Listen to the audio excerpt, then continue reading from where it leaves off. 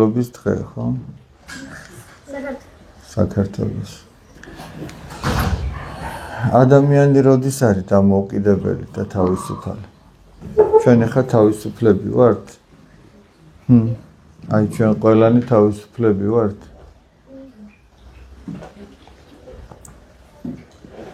აი რომელი ხარ თავისუფალი? შენ? რა არის თავისუფლება?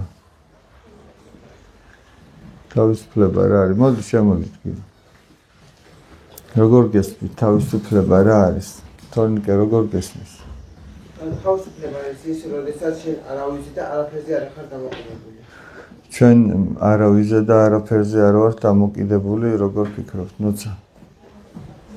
თავისუფლება არის, როდესაც შენ თავისუფალი ხარ, ანუ შენ შეძლოს ბატონობა. ჩვენ მერე ბატონობ ჩვენ თავზე?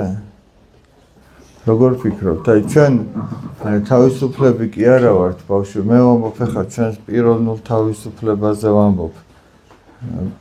რომ ესე იგი, რა შემთხვევაში შეიძლება იყოს ადამიანი თავისუფალი? დემეტრი, რა შემთხვევაში? თუ ისწავლის, თავისუფალი იქნება? მარიამ, შენ რა სამბობ? მაშინ იქნება თავისუფალი, თუ რასაც უნდა იმას გააკეთოს.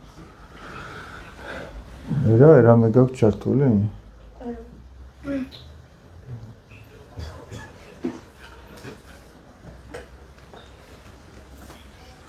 აბა თუ გამორთულს მაგ ხელახ მაგ ჩართული რაღა იქნება. ჩვენ ბავშვობა იცი როდის დავიწყებთ ნელ-ნელად თავისუფლებისკენ სვლას, როდესაც აღმოვაჩენთ ჯერ რომ თავისუფლები არ ვართ. აი მაგალითად თავისუფალი არის ადამიანი, რომელიც როდესაც რაღაცას აწყენინებენ, მას შეუძლია რომ იოლად აპატიოს. ეგ არის თავისუფალი. რომ შეუძლია რომ იოლად აპატიოს. მაგალითად დავუშვათ აი თავისუფლება ის კი არ არის, როდესაც გაწყენინებენ და გინდა ამ სიტყვას ეტყვი, გინდა იმ სიტყვას ეტყვი, საწყეს შეახვედრებ აქეთ. ეგ კი არ არის თავისუფლება. თავისუფლება ისაა, რომ შეგიძლია რომ გაჩერდე და არაფერი არ უთხრა. შენი თავი რომ მართო, ესე იგი. ჩვენ ახლა წარმოიდგინეთ, უამრავი უნება, რომელიც ჩვენზე ბატონობს.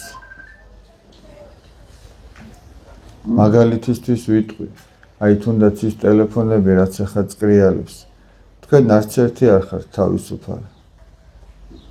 ჩვენ ყველანი დამონებულები ვართ აი ამ რაღაცა ტელეფონს. თქვენ არც ერთი არ ხართ სამწუხაროდ თავისუფალი. თავისუფლება იცი რა იქნებოდა? დილიდან საღამომდე რომ ტელეფონი არ აგეყო ხელში და უტელეფონობას რომ არ შეეწუხებინა. ეგ იქნებოდა თავისუფლება. ჩვენ ამ შემთხვევაში დამონებული ვართ რაღაცაზე. ვიღაცა დაუშვათ აი სასმელზე, ალკოჰოლზეა დამოკიდებული, არ შეუძლია რომ არ დალიოს. ხო გაიგონეთ აი ალკოჰოლ დამოკიდებული ადამიანი, ხო გაიგონიათ ეს? არ შეუძლია რომ არ დალიოს.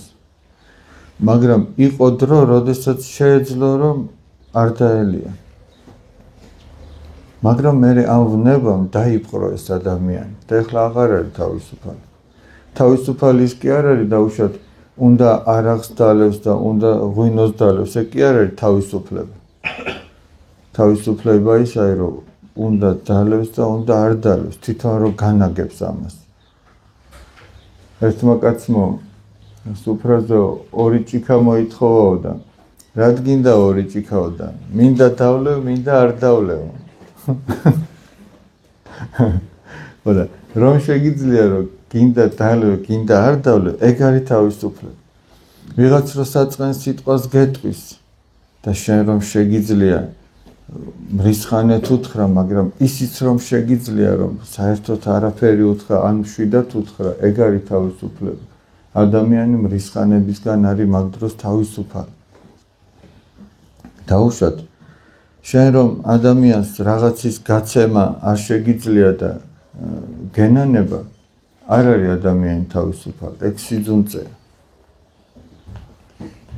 თუ დაუშვათ ადამიანი სიკეთეს გააკეთებს და შეუძლია რომ საერთოდ არ თქვას არსად დაფაროს თავის გაკეთებული სიკეთე, ეგ არის თავისუფლება. მაგრამ ჩვენ როგორ ვართ ხოლმე ხშირ შემთხვევაში გვინდა რომ სადღაც გამოჩნდეს ვიღაცამ თქვას ან თუ არავინ არ იტყვის ჩვენ თქვათ ის რაც ჩვენ გავაკეთეთ. ეგ უკვე აღარა ეგ მონობა, ეგ აპარტავნება. ესე იგი აპარტავნებამ დაიპყრო ჩვენი გული, ჩვენი გონება და უკვე აღარა ვართ თავისუფალი. თავისუფალი იქნებოდა რომ შეგძლებოდა ადამიანს რომ საერთოდ არავის არ გაეგო. ეგ იქნებოდა თავისუფლება.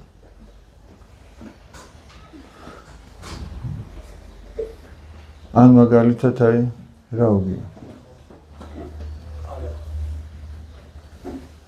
კარები?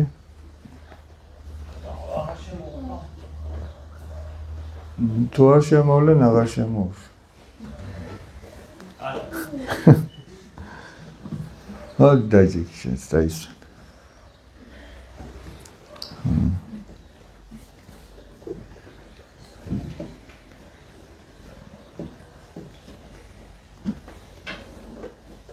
სიზარმაცე კიდე არის ერთ-ერთი ის, რაც ადამიანს იპყრობს.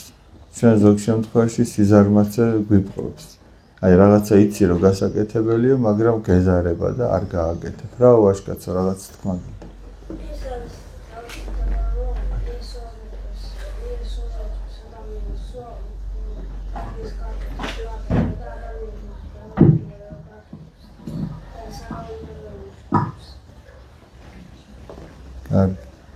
საღამომდე რო იმუშავებს?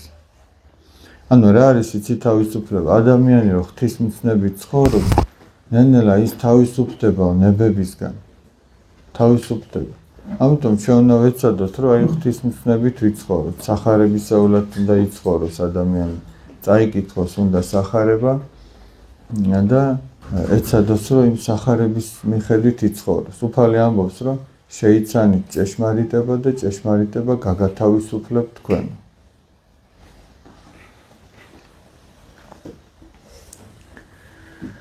აი მაგალითისთვის თუ შეგიძლიათ მოიყვანოთ რაიმე მაგალითები თქვენი სასკოლო ცხოვრებიდან, სადაც აღმოგიჩენიათ ან თქვენს თავში, ან სხვაში, კონკრეტულ სახელებს მოიტყვით, რომ ვიღაცა რაღაცა ვნებამ დაიპყრო და თავისუფალი რა შემთხვევაში იქნებოდა. შეგიძლიათ რაიმე მაგალითი რო თქვათ?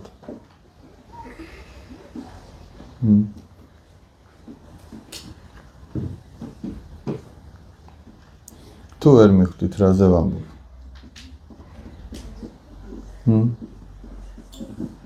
მაგალითად, აბა ნიკოლო. ზოგადად ისე არის, რომ ბილცი ყოფს და ამ ბილცი ყოფს ვერ იშვება.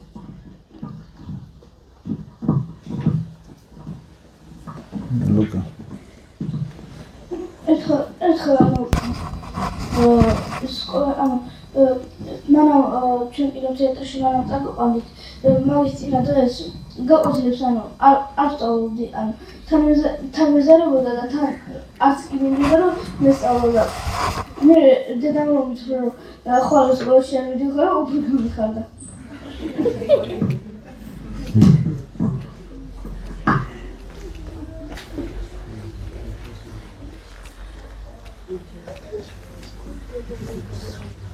რაოდენმეტ შენც გაგეხარდა?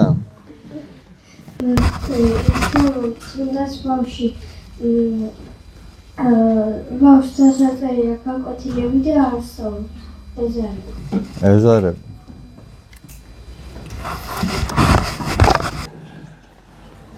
როგორ შეიძლება რომ ადამიანი გათავისუფლდეს? აი მაგალითად ადამიანი არის შურიანი, კარგი არის შურს ერთ ადამიანს მეორეს აი მაგალითისთვის ვიტყვი თინათინმა რომ ლამაზი კაბა იყიდა და სხვას რომ შეშურდა, სხვა რომ წუხარებდეს ამის გამო.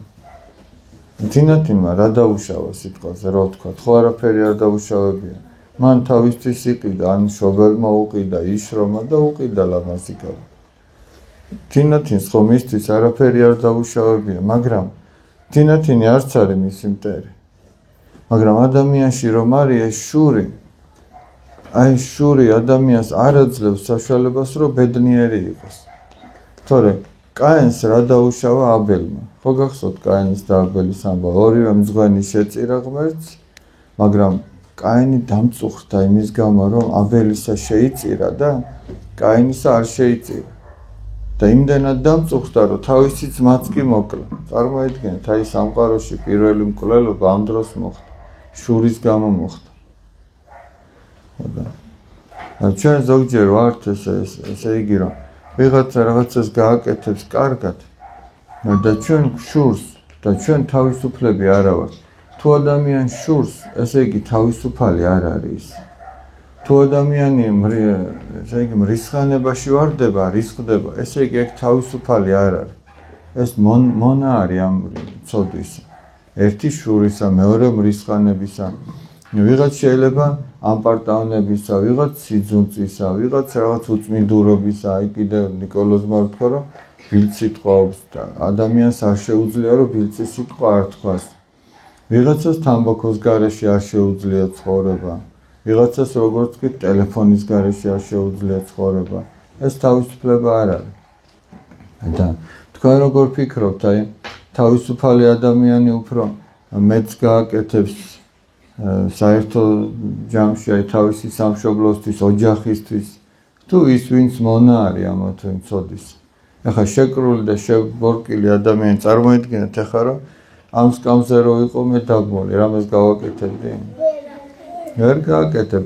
მაშინ იმ სკამთან ერთად უნდა იარო ყველგან და ხელს გიშლის. აი ეს არის ყველაზე მთავარი. ის ცოდვა რაც ჩვენშია, ხელს გიშლის. ის მრისხანება გიშლის ხელს, ის სიზარმაცე გიშლის ხელს, ის თავის გამოჩენის სურვილი გიშლის ხელს. ამიტომ ამისგან უნდა ადამიანი გათავისუფლდეს, უნდა აღსარება თქვას. აი, როდესაც ადამიანი ცოდავს ამა თუ იმ ცოდვით, უნდა შეინამოს, უნდა თქვას, რომ შევცოდე, გულწრფელად აღიაროს, რომ ეს ცოდვა იყო.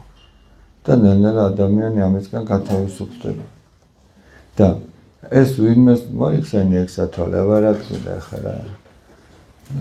და ვინმეს კი არ გებ ამითი, პირველ რიგში საკუთარ თავს არ გებ, შენში დაბრუნდება ეს სიხარული. ახლა წარმოიდგინეთ, აი ღმერთი არის ყოველგვარი სიხარულის წყარო, ღმერთი ანიჭებს ადამიანს ბედნიერებას, სიმშვიდეს. ბედნიერებას და სიმშვიდეს და სიხარულს ადამიანს რაღაცა მაინც და მაინც ეს გართობა კი არ ანიჭებს. შეიძლება ადამიანი გარეგნულად ძალიან კარგად გამოიყურებოდეს, კიდევაც იღიმოდეს, კიდევაც თამაშობდეს, მაგრამ გულში შეიძლება სიმშვიდე არ ქონდეს. ასეთი რამეც ხდება. და გულში სიმშვიდე იმ ადამიანს აქვს, ვისაც გულში ღმერთი ყავს. ვინც თავის სინდის არ ატყუებს, კეთის სინდისიერად ცხოვრობს. ერთ-ერთი წმინდა მამა ასეთ რამეს ამბობს. წმინდა აბა დოროთე არის ერთი ასეთი წმინდანი და ასეთ რამეს ამბობს. თუ ადამიანი მშვიდობის ღირსიაო, ღმერთი სარკინოზის გულსაც კი მოდრექსო. ანუ ეს იცი რას ნიშნავს, აი დავუშვათ, შენ ტყვეთ ჩავარდი სადღაც და ჯალათების წინაშე დგეხარ და შენს წამებას აპირებენ, შენ შეურაცხყოფას, აბუჩა დაგდებას, მაგრამ შენ თუ მშვიდობის ღირსი ხარ, ღვთის წინაშე თუ ისე ცხოვრობ, რომ ხარ ამ მშვიდობის ღირსი, ღმერთი იქ მშვიდობას მოგანიჭებს მაინც და იმ სარკინოზის, იმ ჯალათის გული მოიდრიკება და შენ არაფერს არ გავნები. მაგრამ თუ ადამიანი მშვიდობის ღირსი არ არისო, სამოთხეც რო შეიქმნას თავის გარშემო, მშვიდობა არ ექნება. დავუშვათ, აი ადამიანს სინდისი აწუხებს, რაღაცა ცოდვა ჩაიდინა და ესე იგი ქენჯნის სინდისი.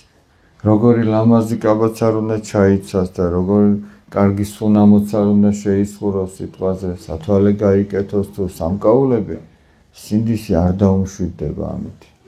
გესმით რაზეა ლაპარაკი? აი წავიდა მეგობრებთან უნდა გაერთოს. აი სიტყვაზე ვამბობ. დავუშვათ რაღაცა მოიპარა ადამიანი. არავის არ დაუნახია, მაგრამ მან ხო იცის რომ მოიპარა. სინდისი ქენჯნის ამის გამო რომ ეს არ უნდა გაეკეთებინა. ეხლა წავიდა მეგობრებთან ერთობა, ხან გემრიელი, იქ ხაჭაპური შეჭამა თუ იქ წვენი დალია თუ იქ თავშეთ აი პატარა ბავშვია იქ ბატუტებზე რო უყარს წავიდა ბატუტ ცენტრში გაერთო, იქ მერე ტელეფონით ითამაშა, მაგრამ გულში ეს მაინც აქვს რომ იმ ქურდობის გამო სინდისი აწუხებს, სადაც არ უნდა წავიდეს, სინდის ვერსად ვერ დატოვებს. ყველგან თან დააქვს ეს სინდის და ყველგან აწუხებს. და იმისგან რომ გათავისუფლდეს, უნდა თქვას რომ უფალო მაპატი მე შევწოდე. და არა მარტო ეს უნდა თქვას, არამედ ის მოპარული უნდა დააბრუნოს. ისე კი არა წახვიდა მოიპარო და თქვა შევწოდე და საქმეში არაფერი არ ჩანდეს. ის უნდა დააბრუნო უკან. თუ ვიღაცა შეურაცხყოფა მიაყენა, უნდა შენდობას თქო, ბოდიში უნდა მოუხადო. და ადამიანის გულში იქნება მშვიდობა. აი მაგალითისთვის ვიტყვი, ბიბლიური იოსები. თქვენ იცით რომ იაკობის 12 ვაჟიდან ერთ-ერთი იყო იოსები, ყველაზე პატარა, სანამ ბენიამინი დაიბადებოდა. იოსებისა შურდათ თავის ძმებს. თქვენ ახლა ეს ისტორია ის უბრალოდ გახსენებთ რაც მოხდა. შურდათ თავის ძმებს და ნახეთ რა მოხდა. უნდა მოეკლათ, მამამ გაგზავნა იოსები, რომ მისულიყო თავის ძმებთან, რომელიც ხარს მწყემსავდნენ და მიეტანა საკვები. და რომ დაინახეს იოსები, ახლა ნახეთ რის გამო შურდათ. იოსებმა ნახა სიზმარი თითქოს ძნებს უკონავდითო და თქვენმა ძნებმაო ჩემსას თავი დაუკრეს, თავი დაუხარესო და როგორ ჩვენო ჩვენ უნდა თაყვანის გცეთო, თავი უნდა დაგიხაროთო, ჩვენო ჩვენზე მეტი ხარო? ამიტომ შეიძულეს თავისი ძმა. და როდესაც მამამ გაგზავნა თავის ძმებთან, მათ გადაწყვიტეს რომ მოეკლათ. და უფროსმა ძმამ თქვა რუბენმა, მოდიო არ მოკლათო, რას მოგცემსო მისი მოკლა? ჩავაგდოთო ჭაშიო და თვითონ ფიქრობდა რომ მერე ჩუმად ამოიყვანდა და სახლში დააბრუნებდა. ჭაში ჩავაგდოთო და მოკლედ მოხდა ისე რომ უფროსი ძმა რუბენი რო იქ არ იყო, ამოიყვანეს ძმებმა იოსები და ეგვიპტეში აქლემები მიდიოდნენ და იმ ვაჭრებს გაატანეს, გაყიდეს იოსები. ნახეთ, აი იოსები სიმშვიდის ღირსია. მაგრამ ესე იგი, მას თითქოს უბოროტეს, მაგრამ იქ სადაც გაყიდეს იოსები, პეტეფრე იყიდა, ესე იგი და თავის ოჯახში ყავს. იქაც ღირსეულად ცხოვრობს და იქაც მშვიდობა აქვს იოსებს. მაგრამ მოხდა ისე, რომ იქაც რაღაცა ტყუილად დააბრალეს, საპყრობილეში ჩააგდეს. საპყრობილეს უფროსმა იქაც ესე იგი ზედამხედველად დანიშნა საპყრობილეში. იმიტომ რომ ღმერთი იყო იოსებთან. იოსები სიმშვიდის ღირსია და ყველგან ღვთის მადლი იფარავს. საბოლოო ჯამში ისე მოხდა, რომ საპყრობილედან გამოიყვანეს და მთელი ეგვიპტის მმართველად დანიშნეს. ხოდა ჩვენ ესე იგი უნდა ვეცადოთ, რომ ღვთის მადლი მოვიპოვოთ, აი ღმერთთან სწორი ურთიერთობა გქონდეს და მერე მშვიდობა გექნება ყველგან. შენს კლასში მშვიდობა გექნება, შენს უბანში მშვიდობა გექნება, შენს გულში გექნება პირველ რიგში მშვიდობა, შენს სოფელში სადაც ცხოვრობ თუ ქალაქში. მთავარი აი რომ ადამიანმა ღვთის მადლი არ დაკარგოს. ებრაელებს აქვს ასეთი გამოთქმა. თუ ადამიანმაო დაკარგაო სიმდიდრეო, მას არაფერი არ დაუკარგავს. თუ ადამიანმა დაკარგა ჯანმრთელობა, მას კი დაუკარგავს რაღაცა, მაგრამ ამის გარეშე შეიძლება ცხოვრება. მაგრამ თუ ადამიანმა დაკარგა ღვთის მადლი, ესე იგი ყველაფერი დაუკარგავს. აი რა ხოლმე მნიშვნელობა აქვს იმას, რომ მადლი არ დაკარგოდა. მადლი როდის შეიძლება რომ დაკარგოს ადამიანმა, თქვენი აზრით? როდის შეიძლება? ანუ როდის შეიძლება მადლი დაკარგოს ადამიანმა?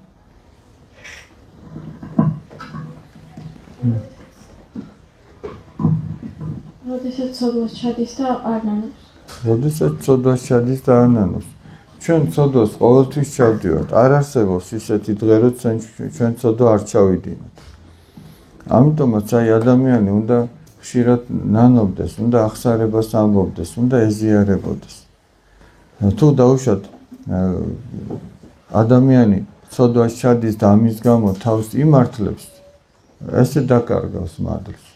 დაკარგავს მადლს და მადლთან ერთად სიმშვიდებსაც დაკარგავს. მაგრამ თუ ადამიანს გულში ღმერთი ყავს, ის არასოდეს არ დაკარგავს სიმშვიდეს. იმიტომ რომ ის შფოთი და ის გაურკვევლობა, ის დაუშვათ რაღაცა არეულობა, რაც ადამიანის შიგნით არის ხოლმე, ის დაბნეულობა, ის ეშმაკისგან მოდის. ღვთისგან მხოლოდ სიმშვიდე მოდის.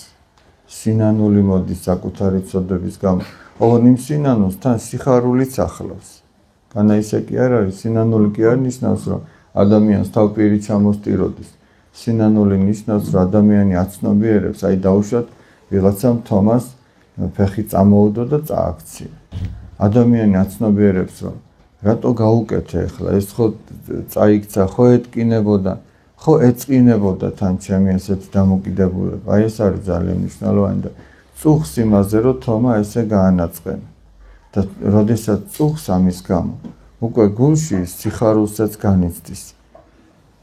იმიტომ რომ ღმერთი ესეთ გულს ანუგეშებს, რომელიც წუხს საკუთარი ცოდვის გამო. ეგეთი ამბებია.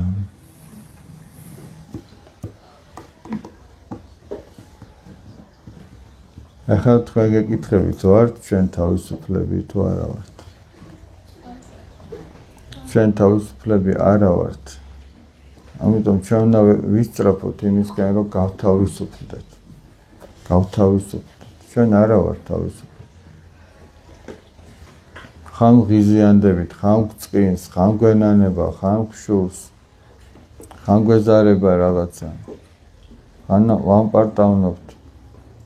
აბა როგორ ვართ თავისუფლები? არც ერთი ადამიანი არ არის თავისუფალი. რაც უფრო ადამიანი ღმერთს უახლოვდება, ის ნელ-ნელა თავისუფლდება.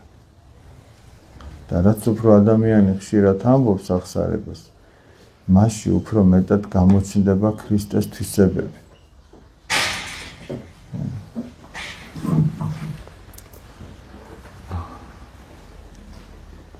ეხლა რომ წმინდა პაისი ათონაზე ფილმი გადაიღეს, უყურებთ ხოლმე? ბავშვები უყურებთ ხოლმე? ძალიან კარგი ფილმი. ძალიან კარგი ფილმი, რა ნიკოლას?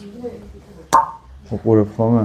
ძალიან კარგია, იმით უმეტეს ცოტა მოზრდილი ბავშვები ვინც ხართ, აუცილებლად უყურეთ. ძალიან ბევრ სულიერ საკითხია იქ საუბარი. ძალიან კარგია, მე არ ვიცი. მაგაზე კარგი ფილმი არ ვიცი. ბევრი კარგი ფილმია, რა თქმა უნდა, მაგრამ ერთ-ერთი მათ შორის ესეც ნამდვილად არის. აი ბევრ სულიერ საკითხია საუბარი და უნდა უყუროთ აუცილებლად.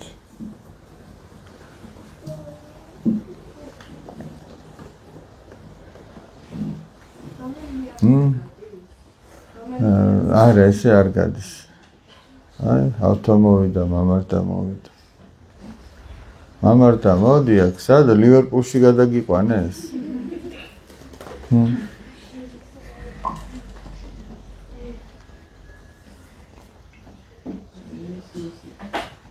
არა, ეს მამართა არის. მე რო შვილი მეყოლებაო, მამართა უნდა დავარქვაო და თუ გოგო იქნებაო, დედარდაო. ეგრე თქვა, მე მგონი, ხო? არა, თუ მოგიგონეს.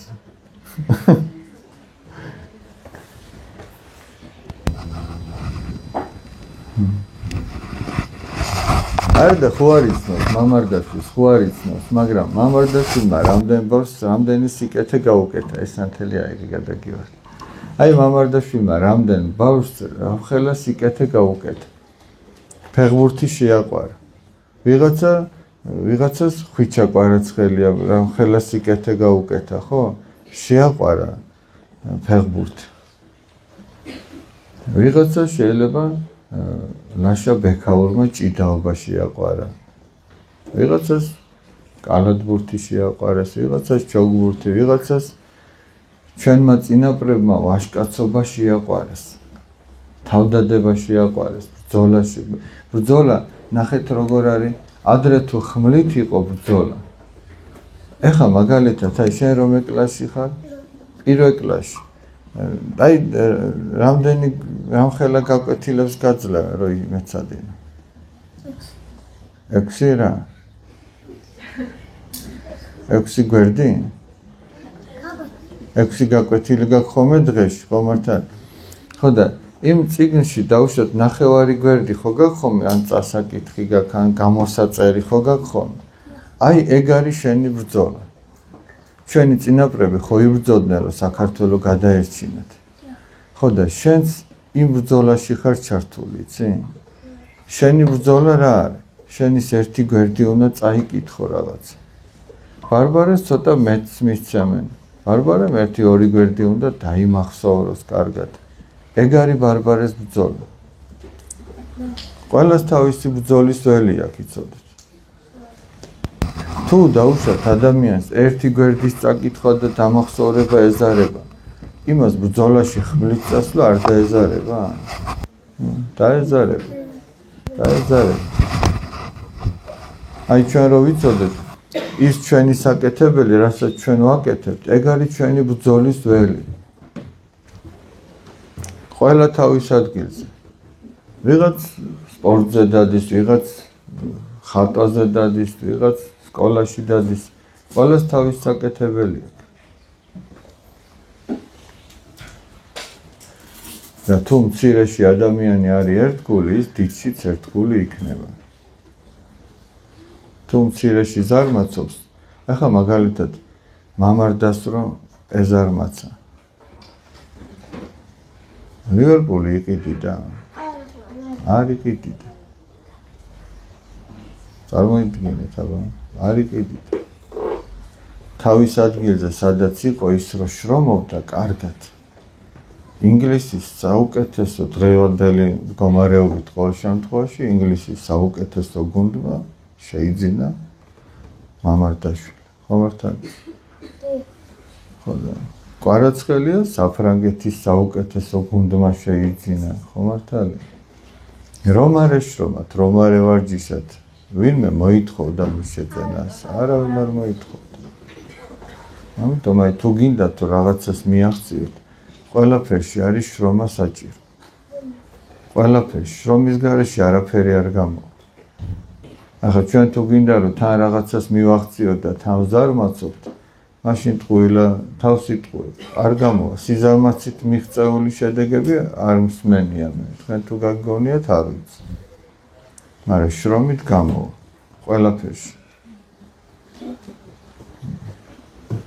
თუმცა არის ხოლმე რომ ადამიანი შრომობს და წარუმატებლობა.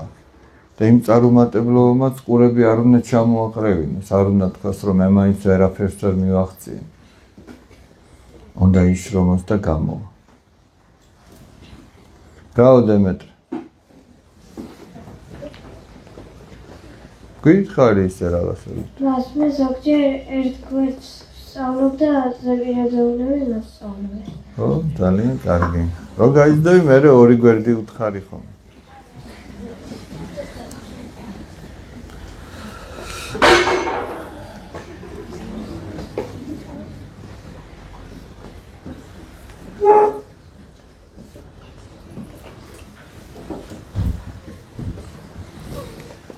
ადამიანს რა დროს არ აქვს შეკითხვები?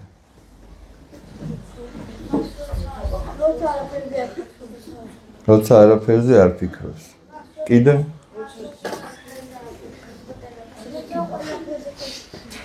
როდის ასო? როდესაც არა უნდა გკითხოს. არა, თვითონ როდის არ უჩნდება ადამიანს შეკითხვები. როცა რო დავიჩენ რა სიტყვა. იმ დროს როცა ის ინტერესის პასუხი. არა, საერთოდ რო არა აქვს შეკითხვები. ყველაფერი იცის და არის ეგეთი ადამიანი ყველაფერი რო იცის. ანუ ესე იგი, მაშინ უნდა არსებობდეს შეკითხვა აუცილებლად, ხო მართალია? შეკითხვა უნდა არსებობდეს. აი მაგალითად, ადამიანი ქრისტიანულად რომ ცხოვრობს, ქრისტიანული ცხოვრების შესახებ შეკითხვები უნდა ჰქონდეს თუ არ უნდა ჰქონდეს? უნდა. ანუ პრობლემა ის არ უნდა ჰქონდეს, თუ არ აქვს შეკითხვები, მაშინ ორიდან ერთია, ან ყველაფერი იცის. ან არ ცხოვრობს ეს. აი მაგალითისთვის ვიტყვი, დაუშვათ. თუ ადამიანი სახლის შენებას დაიწყებდა. ეხლა შენ რომ სახლის შენება დაიწყო. პირველი რა შეკითხვა გაგიცნდებოდა? რა შეკითხვა, აბა? ხო, სულ მინიმუმ როგორ ავაშენოთ სახლი? საიდან დავიწყოთ? სახურავიდან დავიწყოთ, ძირიდან დავიწყოთ, ეგ ხო დაგაინტერესდებოდა. თუ ადამიანს შეკითხვები არ აქვს, ესე იგი ის არ ცხოვრობს ქრისტიანულად. მეთანხმებით თუ არა? ან ყველაფერი იცის. პრობლემა ის სადღაც წავიკითხე რომ პრობლემა ის კი არ არის რომ ადამიანს შეკითხვებზე პასუხები არ აქვს. პრობლემა ისაა რომ ადამიანს შეკითხვები არ აქვს. აი მაგალითად ადამიანი ცხოვრობს ქრისტიანულად და არ აქვს შეკითხვები რომ აი როგორ ვიცხოვრო ქრისტიანულად. ეგ უკვე პრობლემაა. აი ჩვენ შეიძლება ხაბა დავაკვირდეთ ჩვენს თავს. გვაქვს თუ არა შეკითხვები? რომ როგორ ვიცხოვროთ ქრისტიანულად? ჩვენ თუ აღმოვაჩენთ რომ ეს შეკითხვები არა გვაქვს, მაშინ იცი რა გამოდის?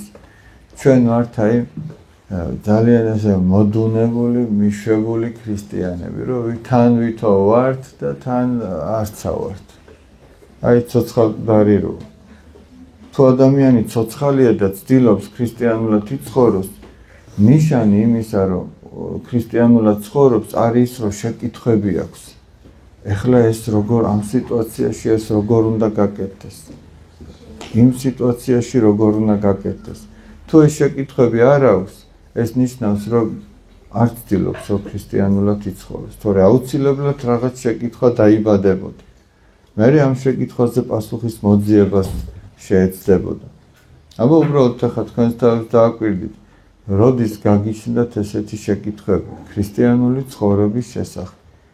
და შეიძლება ჩვენ აღმოვაჩინოთ, რომ ეს შეკითხვები კაიხანი არ გქონია.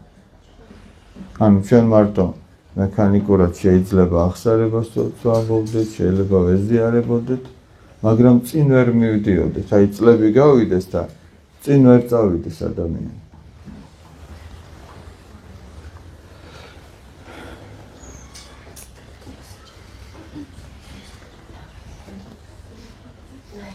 აი სალომეს ახლა სულაც არ აინტერესებს არაფერი. განა იმიტომ რომ ყველაფერი იცის. უბრალოდ ისიც კი არ იცის რა უნდა აინტერესებდეს.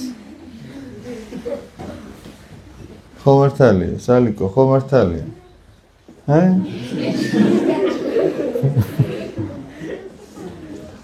იმიტომ რომ ჯერ მაგის გონება არ არის იქამდე რომ ეგ აინტერესებდეს.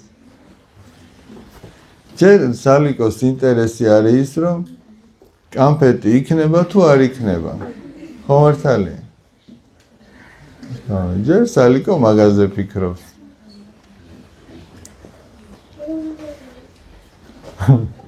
სალომეს საზრუნავი ეგ არის. ცოტა აქვს საზრუნავი. მაგრამ ეხლა წარმოიდგინეთ, აი თქვენ მშობლებს უკვე საზრუნავი ბევრი აქვთ. თქვენი მშობელი უკვე აღარ ფიქრობს მარტო იმაზე, კამფეტი იქნება თუ არა.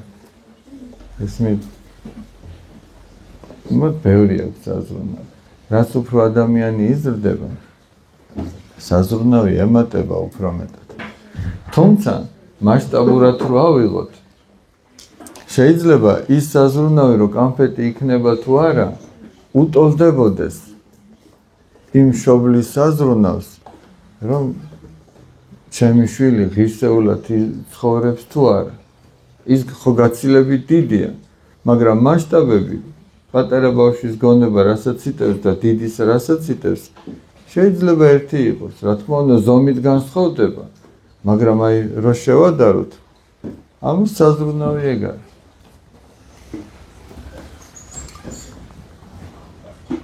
რა ლუკა? ბოლოს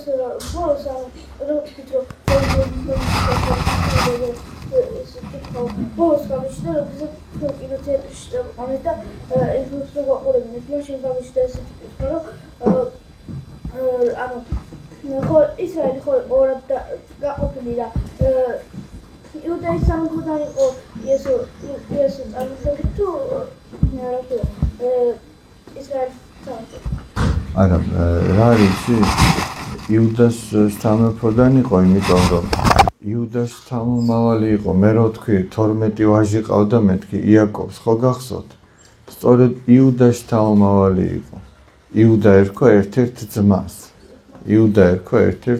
აი ამ 12 ვაჟიდან სწორედ მისგან მომდინარეობს იგივე ესე იგი დავით მეფე სალმონე და ყოვლადწმინდა ღვთისმშობელი იქ ხორციელად იქიდან თორე სულიერად წარმოშობა მამისაგან იშვება ძე და იესო ქრისტე არის განკაცებული ძე ღმერთი. მოდი ახლა თუ გინდა ერთი პატარა რაღაც ვნახოთ და მე ბავშვები გამოაცხადებენ იმ გვარებს და სახელებს ვინც გადაალახა ესე იგი 50%-იანი ბარიერი. ეს სინამდვილეში თქვენ არავის არ ეჯიბრებოდით ბავშვებო. მე სპეციალურად გავაკეთე ისე რომ თქვენ არავის არ შეჯიბრებოდით გარდა საკუთარი თავის. იმიტომ რომ სხვა 100 ქულა მიიღო თუ სიტყვაზე 150 იმას თქვენზე გავლენა არაფერი არ აქვს. ხო მართალია. ეხლა სადაც პირველი, მეორე, მესამე ადგილია იქ დაუშვათ თუ ვინმე გადაგასწრო შენ უკვე ქვემოთ ჩამოდიხარ. მაგრამ მაგ ბარიერი იყო მხოლოდ ის რომ შეკითხვების 50%-ს უნდა გადასცილებოდი. და ამაში უკვე სხვა ვეღარავინ აღარ შეგიშლიდა ხელს. ისე რომ მაგას მე აი ანა გამოაცხადებს.